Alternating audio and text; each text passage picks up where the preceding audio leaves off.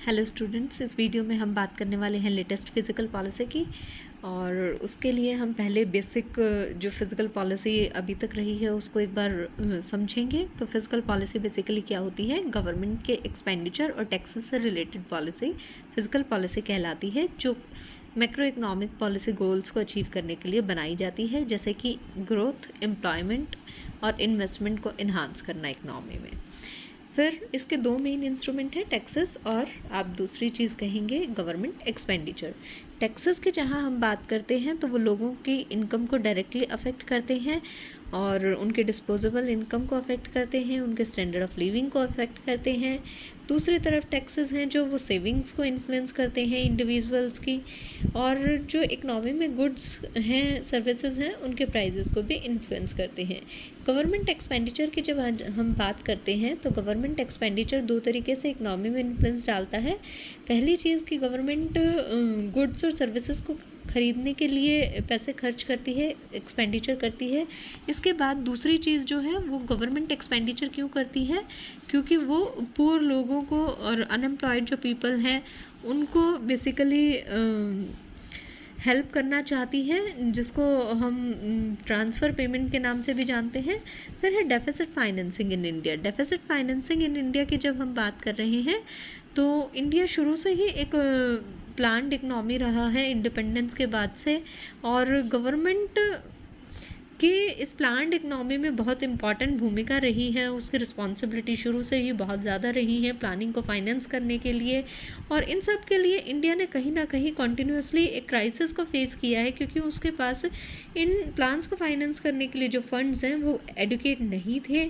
और 1960s तक यदि हम देखते हैं तो गवर्नमेंट ने डेफिसिट फाइनेंसिंग को ऑप्ट कर लिया था।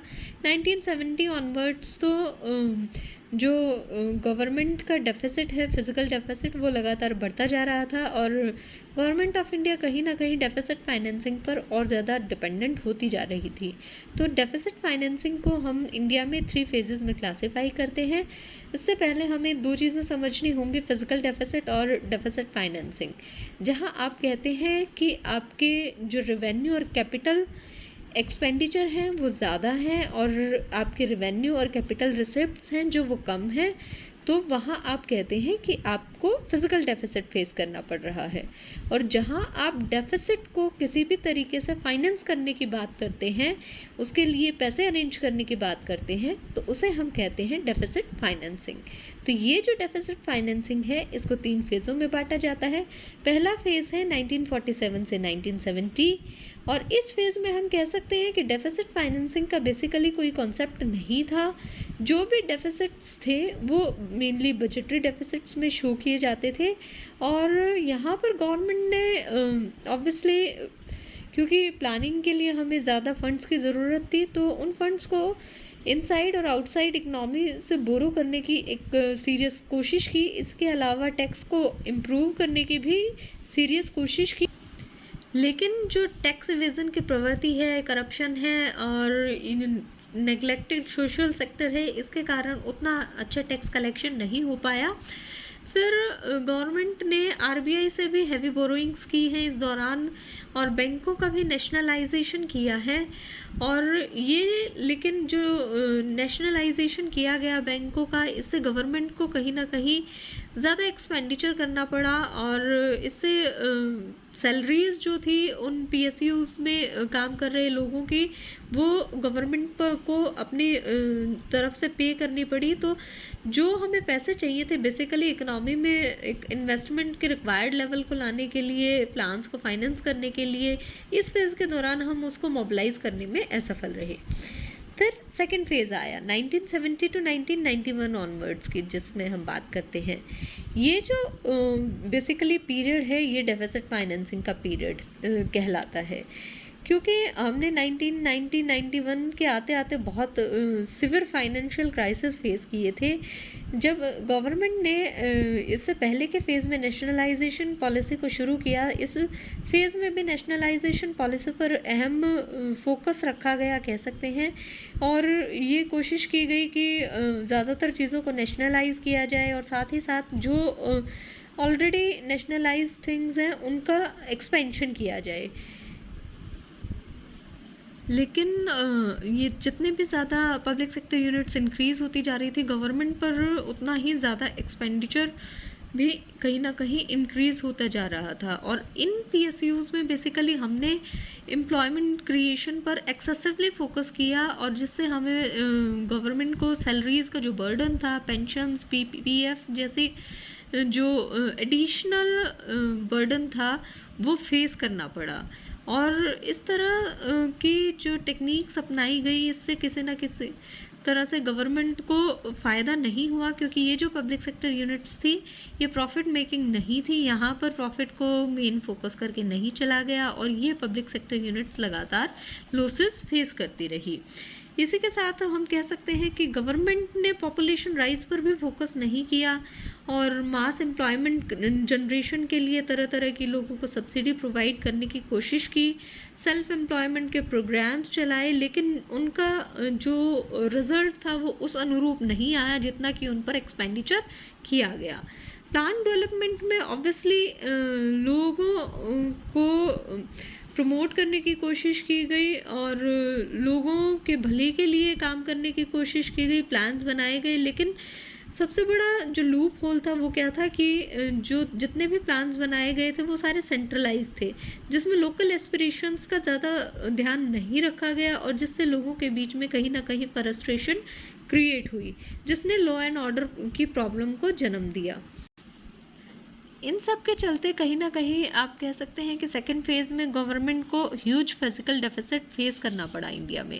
उसके बाद आता है थर्ड फेज़ जो 1991 ऑनवर्ड्स था, जहाँ पर हम कहते हैं कि इकोनॉमिक रिफॉर्म्स की हमने शुरुआत की, और आईएमएफ ने हमें एक अल्टीमेटम दिया कि हमें अपना फिजिकल डेफिसिट को कंट्रोल करना होगा, और इकनॉमी को कहीं ना कहीं मार्केट के अकॉर्डिंग सेट करना होगा, गवर्नमेंट डोमिनेंस से निकालना होगा, जिसके लिए हमें अपनी इकनॉमी को रीस्ट्रक्चर करने की ज़रूरत थी और रैशनल होने की ज़रूरत थी।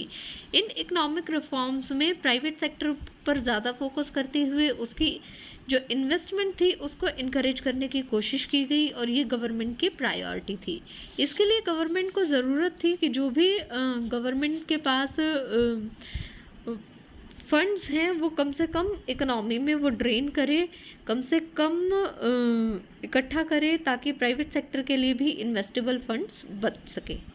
सो बेसिकली फर्स्ट फेज़ में कहीं ना कहीं डेफिसिट्स इतने ज़्यादा नहीं थे, और सेकंड फेज़ में यदि आप बात करते हैं तो डेफिसिट बहुत ज़्यादा इंक्रीज़ हुए, जिसको फाइनेंस करने के लिए डेफिसिट फाइनेंसिंग की ज़रूरत थी। और थर्ड फेज़ में यदि आप बात कर रहे हैं तो third phase basically economic reform से रिलेटेड था, जहाँ पर जो प्रेजेंट सिचुएशन थी उसको टैकल करने के लिए रिफॉर्म्स इनिशिएट हुए। बेसिकली यदि इंडिया के फिजिकल सिचुएशन को हम समरी के रूप में समझने की कोशिश करें तो 1985 में गवर्नमेंट ने में एक जो लॉन्ग टर्म फिजिकल पॉलिसी के नाम से एक डिस्कशन पेपर रखा गया, जिसमें पहली बार फिजिकल हिस्ट्री में इंडिया की लॉन्ग टर्म पर्सपेक्टिव से फिजिकल इशू को टैकल करने की बात की गई। और ये अपने आप में एक कहीं ना कहीं बोल्ड स्टेप था, जो इंडिया की फिजिकल पोजीशन खराब हो रही थी, जो उसको रिकॉग्नाइज कर रहा था। इसी को देखते हुए फॉलो करते हुए 1987 में गवर्नमेंट ने 2 बोल्ड स्टेप लिए इस डायरेक्शन में। पहली चीज़ की एक वर्चुअल फ्रीज अनाउंस की गवर्नमेंट एक्सपेंडिचर पर। दूसरा, जो बजटरी डेफिसिट्स बढ़ रहे थे उनको सीलिंग प्रोवाइड की कि इससे ज़्यादा वो नहीं बढ़ सकते। फिर ये जो स्टेप्स लिए गए, हम कह सकते हैं कि टेम्परेरीली तो इन्होंने पॉजिटिव इम्पैक्ट डाला इकनॉमी पर, लेकिन 1988 ऑनवर्ड्स हमारी सिचुएशन फिर से डेटोरिएट हो गई। और 1990s में हम सब जानते हैं कि देश की माली हालत बहुत ज़्यादा ख़राब थी, बैलेंस ऑफ पेमेंट का क्राइसिस बहुत ज़्यादा बढ़ चुका था, और बहुत हाई लेवल का फिजिकल डेफिसिट देश फेस कर रहा था। और ये सब बेसिकली क्यों हो रहा था? क्योंकि कहीं ना कहीं हम एक्सटर्नली बहुत ज़्यादा बोरो कर रहे थे। तो अब ऐसे में हमें ज़रूरत थी अपने देश की इस सिचुएशन को संभालने की, और इसीलिए 1991-92 में रिफॉर्म्स का पीरियड आया, और रिफॉर्म्स के प्रोसेस को हमने ऑप्ट किया, जिसमें गवर्नमेंट ने अपना कमिटमेंट अनाउंस किया कि वो फिजिकल डेफिसिट को 3 से 4% तक रखेगी 1990s के मिड तक, जो कि जीडीपी का 3 से 4% होगा, जो कि अभी यदि 1987 और 90 की बात करें तो 8% तक देखने को मिल रहा था। ये रिफॉर्म्स में घोषित किया एक बहुत बड़ा वादा था, जिसमें फिजिकल डेफिसिट को रिड्यूस करना था, देश की इकोनॉमिक को हमें सुधारना था। फिर हम साथ ही बात करते हैं कि क्या रीजंस थे जिसके कारण सिचुएशन इतनी ख़राब हो गई थी। एक तो पॉलिटिकल फैक्टर्स, पॉलिटिकल लॉबीज़ जो थी, जहाँ पर सेक्शनल पॉलिटिक्स होती थी और सब्सिडीज़ को लेकर एक बड़ा फैक्टर रहता था। लोगों को खुश करने के लिए गवर्नमेंट अलग अलग सेक्शंस में सब्सिडीज़ प्रोवाइड करना चाहती थी, लेकिन इन सब सब्सिडीज़ के कारण गवर्नमेंट का एक्सपेंडिचर लगातार इंक्रीज़ होता जा रहा था। दूसरा, इंस्टीट्यूशनल फैक्टर्स, जहां हम एडमिनिस्ट्रेशन की बात करते हैं वहां पर एडमिनिस्ट्रेशन का साइज़ बहुत ज़्यादा बढ़ गया था। वहां पर सुपरविज़न और अकाउंटिंग और मॉनिटरिंग जैसी चीज़ों पर बहुत ज़्यादा फोकस किया जा रहा था, इम्पॉर्टेंस दी जा रही थी। वहीं दूसरी तरफ जो प्रोडक्शन था और गुड्स और सर्विसेज की डिलीवरी थी, उन पर कम फोकस किया जा रहा था, तो एडमिनिस्ट्रेशन पर खर्चा ज़्यादा हो रहा था, जबकि उसकी प्रोडक्टिविटी कंपैरेटिवली कम हो रही थी। फिर हम बात करते हैं एथिकल फैक्टर्स की। अब लोग भी इस तरह की चीज़ें ज़्यादा चाहते थे कि सब्सिडीज़ प्रोवाइड की जाएँ फूड्स पर, फर्टिलाइज़र्स पर, पुअर्टी एलिवेशन प्रोग्राम्स चलाए जाएँ, एम्प्लॉयमेंट जनरेशन प्रोग्राम चलाए जाएँ, एजुकेशन, हेल्थ और सोशल सर्विसेज पर ज़्यादा पैसा खर्च किया जाए। लेकिन इन सब ज़्यादा पैसा खर्च करने के कारण गवर्नमेंट का एक्सपेंडिचर लगातार बढ़ता ही जा रहा था। अब 2000 में जाकर ये सिचुएशन महसूस की गई, जब हमारे रेवेन्यू और फिजिकल डेफिसिट दोनों के प्रॉब्लम्स को हम फेस कर रहे थे कहीं ना कहीं। तो ये ज़रूरी समझा गया कि हमें इकनॉमी में चेंजेस करने होंगे। यदि इकनॉमी में सेफ्टी लानी है तो हमने फिजिकल रिस्पॉन्सिबिलिटी और बजट मैनेजमेंट बिल 2000 में पार्लियामेंट में प्रपोज किया, जिसके बेसिस पर FRBM एक्ट बना 2003 में।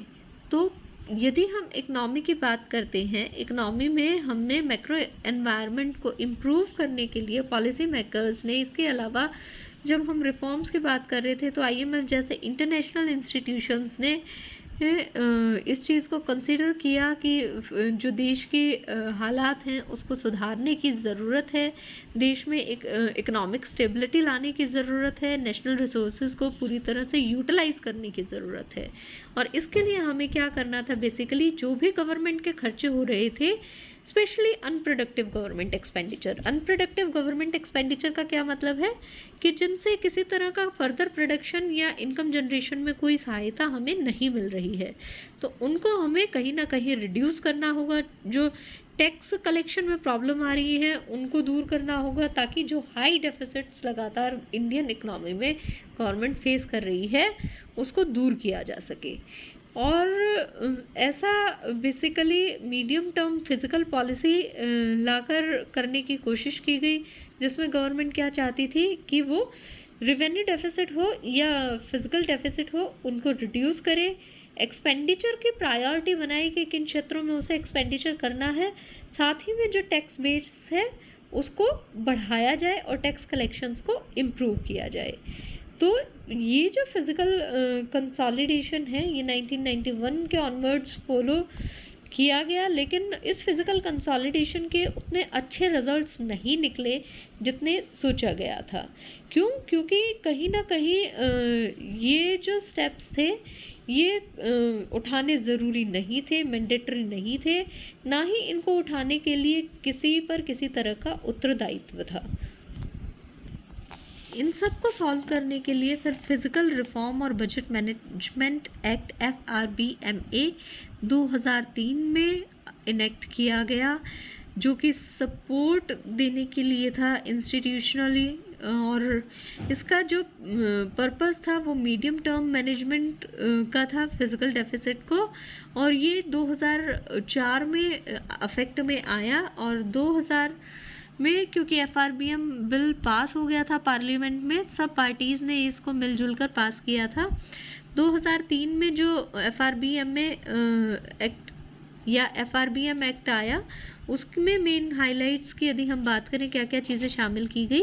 पहली चीज़ कि गवर्नमेंट ऑफ इंडिया को फिजिकल डेफिसिट और रेवेन्यू डेफिसिट दोनों एलिमिनेट करने थे, और ये जो दोनों डेफिसिट्स थे बेसिकली ये रिड्यूस करने के साथ साथ गवर्नमेंट को कोशिश करनी थी कि वो रेवेन्यू सरप्लस भी क्रिएट कर सके। और ये डेफिसिट्स को रिड्यूस करने का बेसिकली गवर्नमेंट ने एनुअल टारगेट फिक्स किया। और जहाँ तक फिजिकल डेफिसिट को की बात करें 0.3, और जहाँ रेवेन्यू डेफिसिट की बात करें वो 0.5% तक पर एनम कम किया जाना था। फिजिकल डेफिसिट और रेवेन्यू डेफिसिट दोनों टारगेट से थोड़ा बहुत ऊपर नीचे हो सकते थे, लेकिन एक्सेप्शनल ग्राउंड्स में हो सकते थे जहाँ पर आपको नेशनल सिक्योरिटी जैसा कोई मुद्दा फेस करना पड़ रहा हो।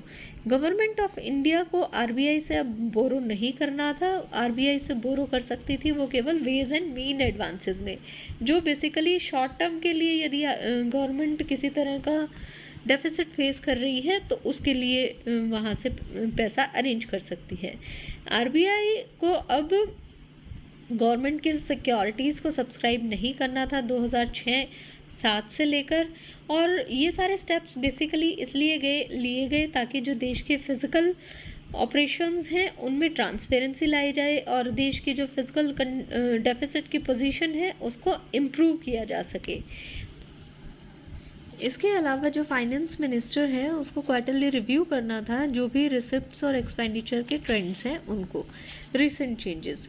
अब कुछ ना कुछ चेंजेस ज़रूरी समझे गए। FRBM जो ये आपका एक्ट आया था, FRBM एक्ट में प्रॉब्लम क्या थी कि हम एक तरफ बात कर रहे थे कि गवर्नमेंट के एक्सपेंडिचर को हमें कम करना है ताकि हम फिज़िकल पोजीशन को इम्प्रूव कर सकें, लेकिन जहां हम गवर्नमेंट के एक्सपेंडिचर को कम करने की बात करते हैं वहां पर प्रॉब्लम क्या आती है, जो ज़रूरी मुद्दे हैं जैसे इंफ्रास्ट्रक्चर है, वेलफेयर है, वहाँ पर यदि गवर्नमेंट का एक्सपेंडिचर रिड्यूस किया जाएगा तो कहीं ना कहीं इकनॉमी की ग्रोथ को एक रुकावट मिलेगी। तो 2016-17 के यूनियन बजट में हमने FRBM जो एक्ट था उसमें कुछ चेंजेस करने की सोची, और एक नए स्कूल ऑफ थॉट के अकॉर्डिंग 2 इम्पॉर्टेंट चेंजेस किए गए फिजिकल रोड मैप में। पहली चीज़, जो फिजिकल डेफिसिट को हमने एक नंबर पर फिक्स कर दिया था कि इतना ही होना चाहिए, उस टारगेट को रिवाइज़ किया गया और एक नंबर पर फिक्स ना करके हमने एक रेंज डिसाइड की फिजिकल डेफिसिट के लिए। दूसरा, जहाँ पर क्रेडिट कॉन्ट्रैक्शन इकनॉमी में देखने को मिल रहा है वहाँ पर फिजिकल एक्सपेंशन को कॉम्प्लीमेंट किया गया, और जहाँ पर इकनॉमी में क्रेडिट यदि एक्सपेंड होगा तो वहाँ हम फिजिकली कॉन्ट्रैक्शन को अपना सकते हैं। तो यानी कि फिजिकल पॉलिसी और मॉनेटरी पॉलिसी दोनों को कॉम्प्लीमेंट करने का प्रयास किया गया। इसके बाद जब FRBM एक्ट बना तो उसके बाद FRBM रिव्यू कमेटी बनी जो कि 2017 में बनी, और इस ने कुछ ना कुछ रिकमेंडेशन दिए 2017-18 के बजट में जो आउटलाइन किए गए। इसमें क्या क्या इश्यूज़ थे, पहली चीज़ कि हमें जो डेब्ट पाथ था गवर्नमेंट का उसको सस्टेनेबल बनाना था, मतलब कि हमें डेब्ट टू जीडीपी को 60% तक लाना था टोटल गवर्नमेंट के लिए, और 40% तक लाना था सेंट्रल गवर्नमेंट के लिए, 20% तक लाना था स्टेट गवर्नमेंट्स के लिए। इसी के साथ हम कहें तो जीडीपी और डेब्ट की जो रेशो है वो आपको 3% तक करनी थी फिजिकल डेफिसिट के लिए नेक्स्ट 3 ईयर्स में। और एस्केप क्लोज एक रखा गया जिसमें डेविएशन लॉ किए गए कि 0.5% तक डेविएशन हो सकता है जीडीपी का, और जो ये फिजिकल डेफिसिट का 3% का टारगेट रखा गया है इसमें 0.5% तक का जो डेविएशन है वो अलाउ किया गया।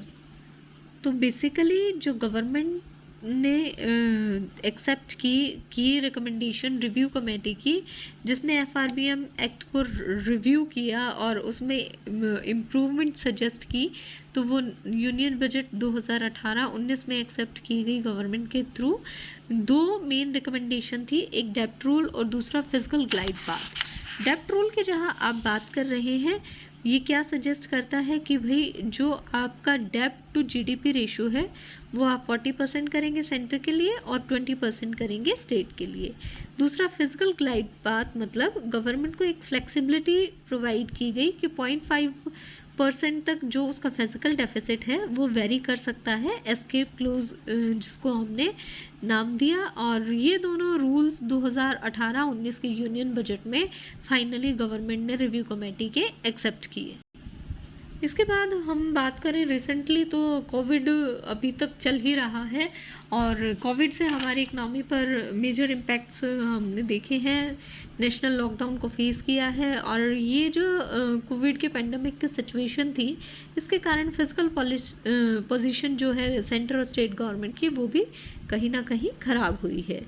इस पेंडेमिक के कारण सेंट्रल गवर्नमेंट को अपनी बोरिंग्स के टारगेट्स को रिवाइज करना पड़ा 2020-21 के फाइनेंशियल ईयर के लिए, और सेंटर ने 12 लाख करोड़ का जो बोरोइंग था वो टारगेट रिवाइज किया, जो कि पहले 7.80 लाख करोड़ का टारगेट था। और ऐसा इसलिए किया गया क्योंकि पेंडेमिक के सिचुएशन में जो गवर्नमेंट के रेवेन्यूज़ या इनकम के सोर्स थे वो कहीं ना कहीं कम हो रहे थे और गवर्नमेंट को जो एक्सपेंडिचर करना था वो ज़्यादा करने की ज़रूरत थी ताकि इकनॉमी को एक पुश मिल सके। लेकिन गवर्नमेंट के एक्सपेंडिचर इंक्रीज़ हुए और रेवेन्यूज़ डिक्रीज़ हुए, इसके कारण जो फिजिकल डेफिसिट था वो कहीं ना कहीं बढ़ गया और वो 5.5% तक हो गया जीडीपी का, जो कि बजटरी टारगेट हमारा 3.5% का था।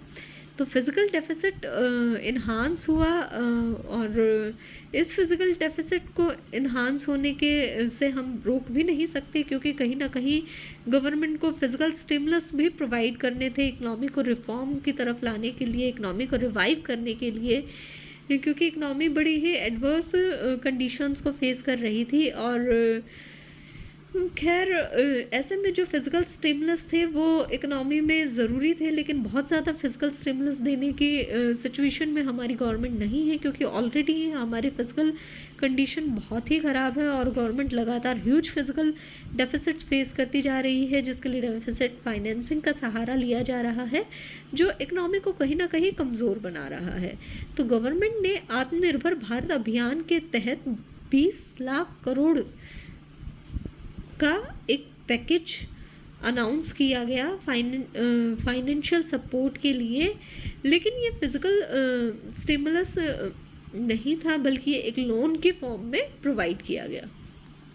और यूनियन बजट 2021-22 की यदि हम बात करते हैं तो फाइनेंस मिनिस्टर निर्मला सीतारमन ने फिजिकल डेफिसिट जो 21-22 के लिए टारगेट रखा वो 6.8% ऑफ जीडीपी था, जबकि गवर्नमेंट इसको रिड्यूस कर 4.5% तक लाना चाहती है, लेकिन 2025-26 तक। तो फिजिकल डेफिसिट हमारा इन्हांस हुआ, जबकि हम उसको रिड्यूस करके 3% के अप्रॉक्सीमेट लाना चाहते थे, लेकिन अब 2025-26 तक हम कह सकते हैं कि ये 4.5% के नीचे लाना हमारे लिए एक चैलेंज रहेगा, क्योंकि पेंडेमिक के सिचुएशन ने एक्सपेंडिचर्स बढ़ा दिए और इनकम को कम कर दिया, और इन सब चीज़ों के कारण कहीं ना कहीं फिजिकल डेफिसिट्स के टारगेट बढ़ गए कम होने की बजाय, जो कि हम कम करना चाहते थे।